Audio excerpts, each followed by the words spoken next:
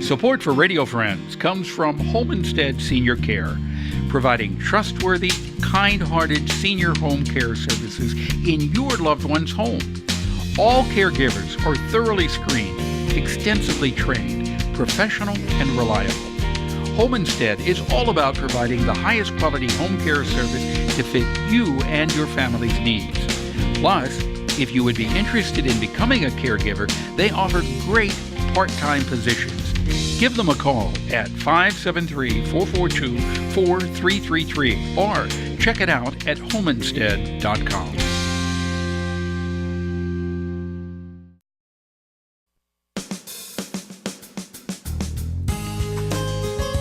Good morning and welcome to Radio Friends on Thursday, December the 13th. I want to introduce you to Gary Wunder, who comes in here from time to time, National Federation of the Blind. Good to have you here, Gary. It's wonderful to be here. And we were having a discussion before we came on the air here about how important it is to be independent and live in your own home, being blind. And you're able to do an astounding number of things that you would think a blind person cannot do.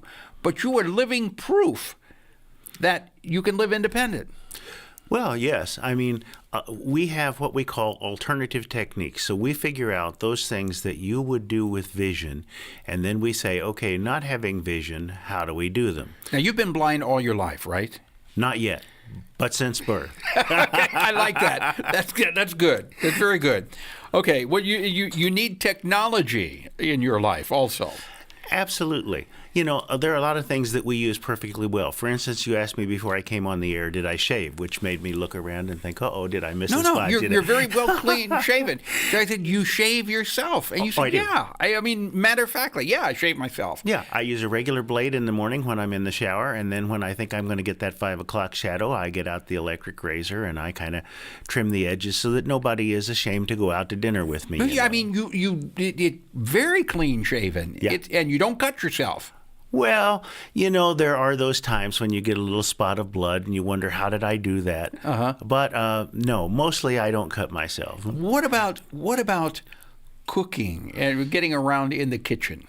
Well, cooking is a very important thing because if you can't cook, you can't live by yourself. And if you can't live by yourself, you might end up destined for a nursing facility of some kind.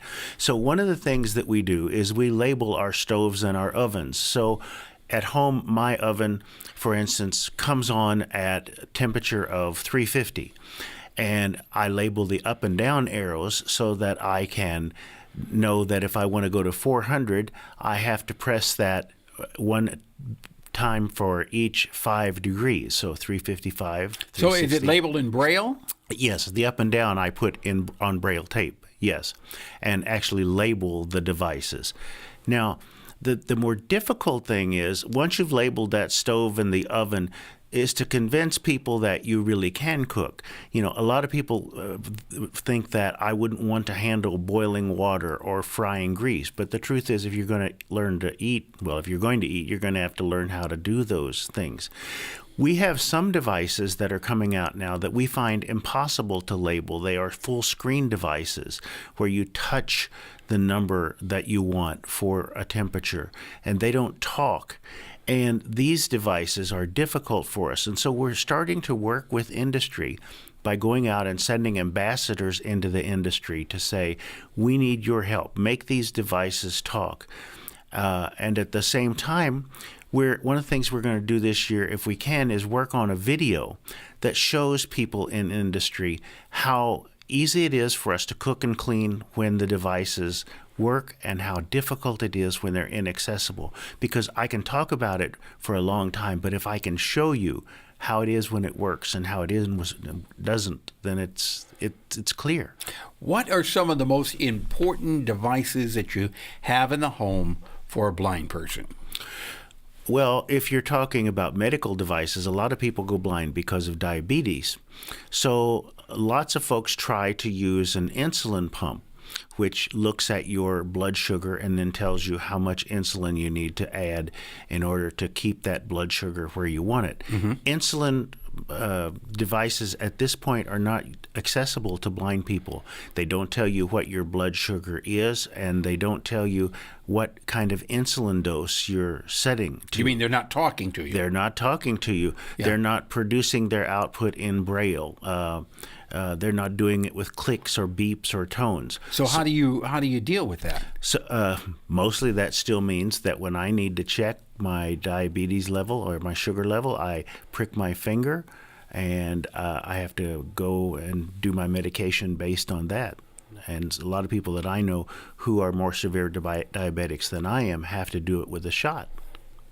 Okay. All because we haven't gotten the technology. Now, what about reading the paper? I know email, I've sent you emails, and when you get an email from me, it reads to you what I said, what I typed, right? Absolutely. Now, what about the newspaper? We developed a service called NFB Newsline so that blind people could read their newspapers from special devices like I have in my hand here or on the telephone. And I'll give you an example of an article here. Okay. Appears in the December 10th, 2018 issue of Time. Exercise is great.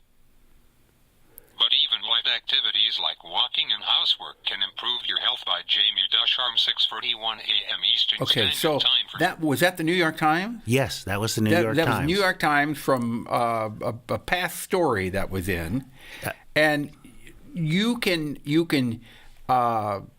read the New York Times, the current edition, or you can go back in time and read? Yeah, I think we keep 2 or 3 issues of the New York Times. If I read that article and I want to quote from it in some way, I can even make Newsline mail it to me so that I can copy parts of it for speech and make myself sound very informed, you know. Yeah. What do you see? We're just about out of time, Gary, but what do you see for the future as far as assistance for blind people? I think we've got to get a handle on technology. Digital technology can be wonderful for us or it can be terrible for us.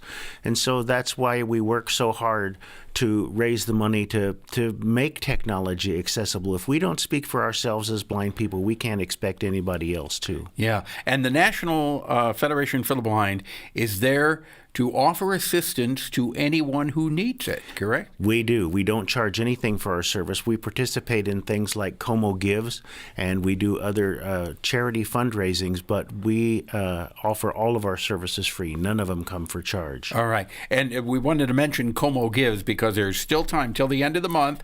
If you want to give to the National Federation of the Blind, what do they do? They just go to comogives.org. comogives.com, and they look up National Federation of the Blind or any other charity, and you can split your donation between us and lots of other folks. You know, we know that we're not the only game in town when it comes to needs. Right. I like the way you say that.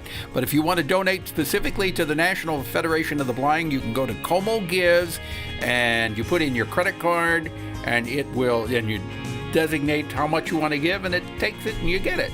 Yep. All right, Gary. Thank you so much for coming by.